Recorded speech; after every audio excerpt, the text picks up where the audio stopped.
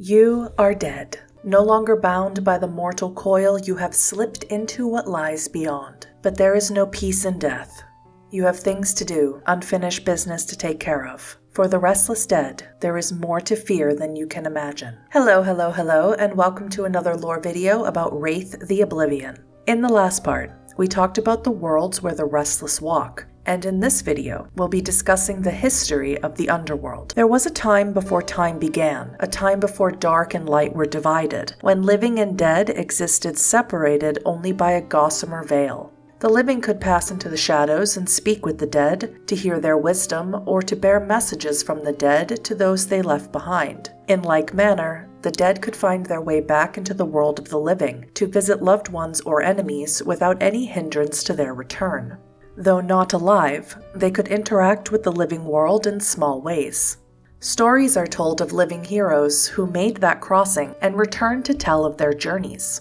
In that long and shadowed time, the lands of the dead remained ill-defined at best. The souls in the lands of the dead wandered through a hazy landscape composed of misremembered dreams and hopes, of foggy, dim memories and terrifying fears. Many sought some way to return to the world of the living, or to move on and find peace and contentment in some recognizable afterlife. But eventually, a great convulsion shook the earth, tearing a rift between the world of the living and that of the dead. This catastrophe forced the two realms apart, erecting a barrier called the Shroud between them. This barrier permanently separated the realms of the living and the dead, allowing only the souls of the newly dead to cross. The lands of the living, or as the restless dead would call them, the Quick, became known as the Skinlands. The vast and uncharted world on the other side of the Shroud, the realm of the dead, became known as the Underworld. At one time, Oblivion was not a ravenous corrupter. Rather, it was the manifestation of passive destruction, the void into which all things eventually fell when their time came.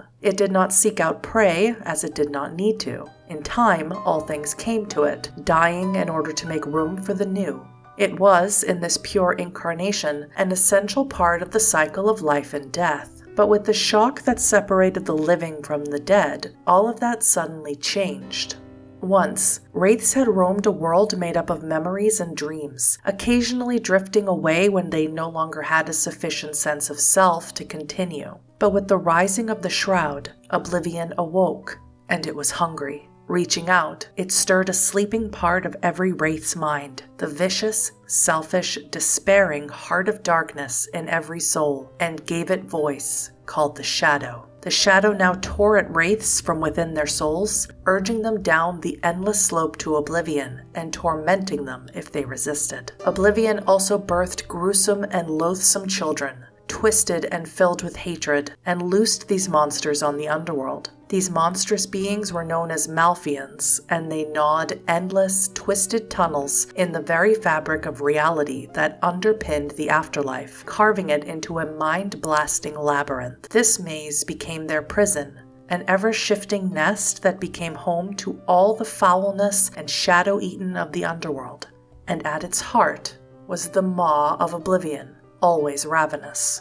Amidst the chaos and upheaval that shook the Underworld, a great hope emerged for the restless dead. The Lady of Fate stood before the fearful, trembling masses of souls and prophesied that a great leader would rise up in the Underworld. He would journey down the river of death and guide souls who had made it through the rift to the safety of the far shores, where they might find eternal shelter from oblivion. Hearing her, many wraiths took heart and felt a renewed will to resist the whispers of their shadows and the pull of the void. While this was her first act in defining the shape of the Underworld, it would hardly be the Lady of Fate's last. She is perhaps the single most influential wraith in all of creation, and it is whispered that she is no mere wraith, rather a unique entity who is the mother of the world's first murderer, Cain. While others have faded with the centuries, she endures, and, in her own way, watches over what she helped create. Finally, the one of whom the Lady of Fate had spoken arose. Traveler and guide, the one called Charon, was welcomed into the underworld by the lady herself. She gave him a boat woven of the reeds that lined the river of death, encouraging him to sail its course and learn its mysteries. the secret inlets and tiny coves, wide bays and narrow passages, how it flowed and where it led. And when he knew it such that he and the river were almost as one, he could then return to guide other souls in their journey toward the promised far shores.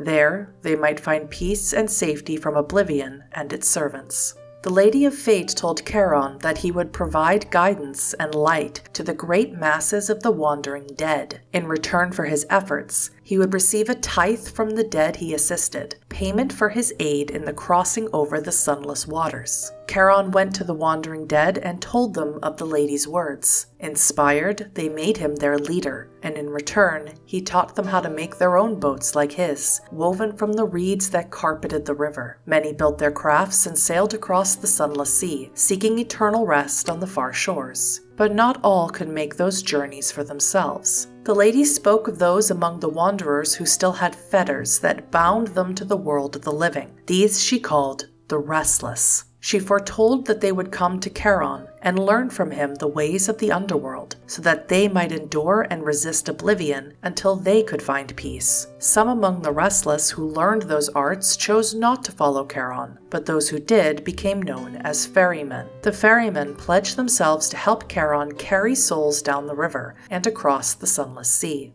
Soon after the ferrymen formalized their group, many grotesque specters rushed forth from the labyrinth, screaming their defiance and hatred. The ferrymen met the assault and sheltered their passengers from these horrors, ensuring that the souls in their care would reach the sunless sea. In response to the eruption, several ferrymen crossed the sea to establish the safest route for carrying souls to the tranquility they sought. As their travels illuminated the way for others to follow, they became known as the Shining Ones. Though saddened by their departure, Charon knew their efforts would hasten the passage to eternal rest for those who came after. Once again, the Lady of Fate appeared to Charon, convincing him to descend into the labyrinth to confront Oblivion directly. Heeding her words, he traveled to the Venus Stair, so named for the bloody veined marble steps that pulsed with Oblivion's wrath. Armed with a lantern and a scythe, Charon entered the great maze, bearing the only light in the utter darkness. No ferryman followed, but all heard the sounds of great battle emanating from the maw of the labyrinth. Emerging at last,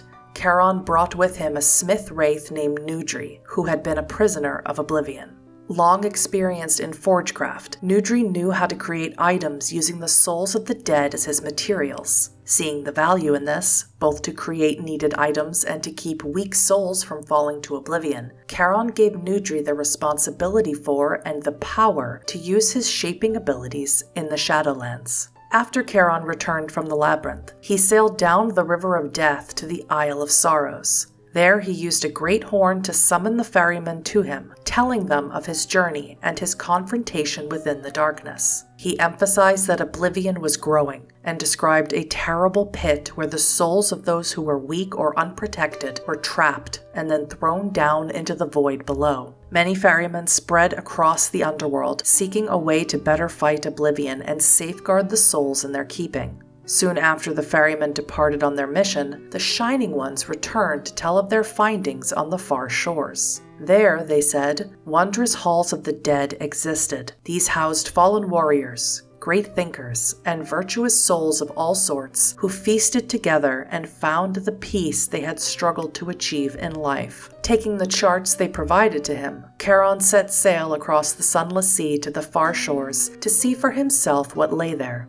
He was gone for many years, and the ferrymen maintained their watch and guarded against Oblivion in his absence. In the next Wraith the Oblivion lore video, we'll continue discussing the history of the Underworld and its necropoli, the Dark Kingdoms. I make World of Darkness lore videos multiple times a week, so if you enjoyed this video, please consider subscribing. And as always, thank you so much for watching. Now remember, Restless Dead, life can get worse after it ends.